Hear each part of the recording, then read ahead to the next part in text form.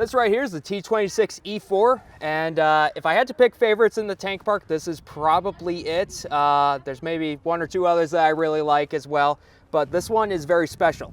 This is actually one of 25 tanks that were built. It's a special prototype of the M26 Pershing.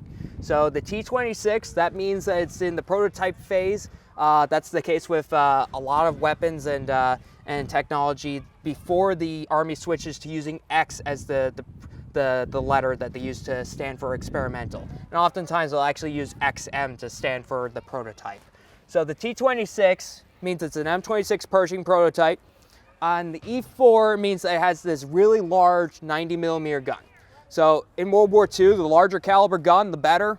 Most of the tanks in World War II are going to be using what's known as a 75mm or 76mm. It's not necessarily the width of the shell, it's going to also be the length of the barrel. So the 90mm on this Pershing right here is going to be the T15E2. So that means it's going to be using this very long barrel. It's capable of producing very high velocities for the tank shells, and it's also going to be using two-piece ammunition. So the shell is going to be one piece. You put that in the breech of the gun, and then you're going to load the propellant, which is in its own casing. So it's actually very much like an artillery howitzer. Another thing to know is that this is going to be part of a program that we're trying to really one-up the Germans and the Soviets, because the Germans are producing the Tiger II, they're producing the Panther, they're producing the Jag Tiger, which are very heavy machines. We can destroy the Panthers very easily with the M3 90mm, which the regular Pershings have. The 76mm gun on the late war Shermans are also capable of destroying the Panthers easily. But the Tiger II, we don't really have something that's capable of facing it a head-on fight. So we're developing tanks like this. Now, the predecessor to this, there's actually two field modifications for the T26E4. They're technically the T26E1s, and those are actually going to be done in the field by troops in the 3rd Armored Division. So that is going to be, that's the famous Super Pershing, which many people look up online.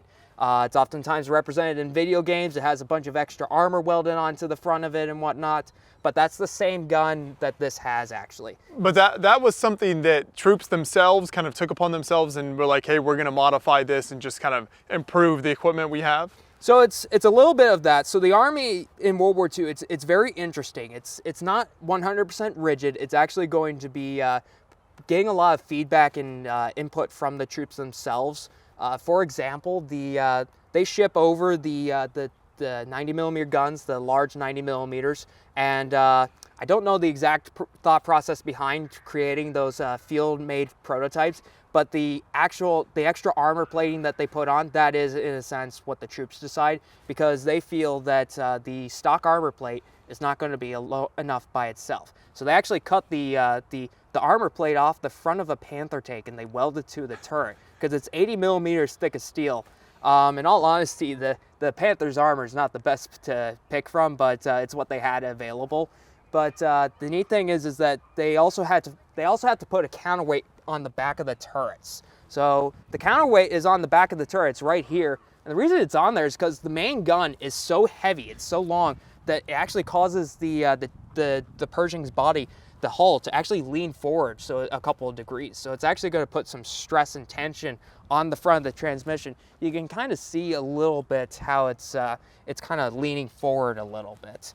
But the counterweight's in order to balance in the turret properly.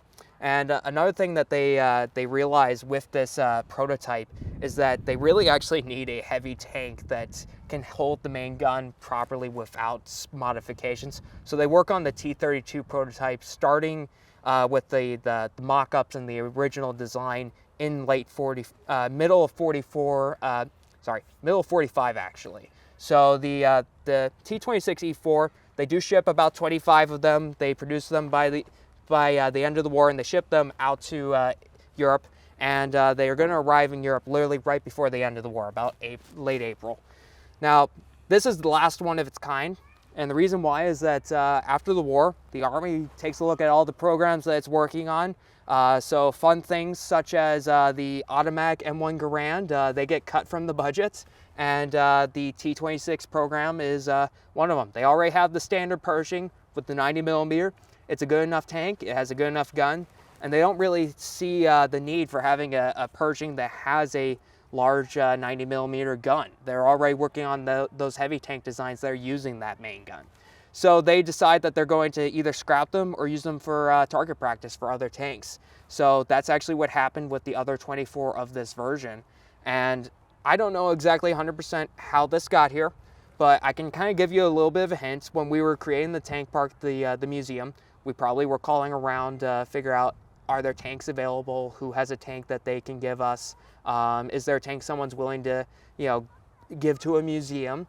And someone probably somewhere knew about this. It was either on a firing range or in a depot or set to be scrapped or something, and they realized, hey, this is neat, they might like this. So eventually it gets shipped out to here and has been here ever since. And quite frankly, that's amazing, because this is literally the last of the M26 prototypes. They scrapped all the other different prototypes they were working on.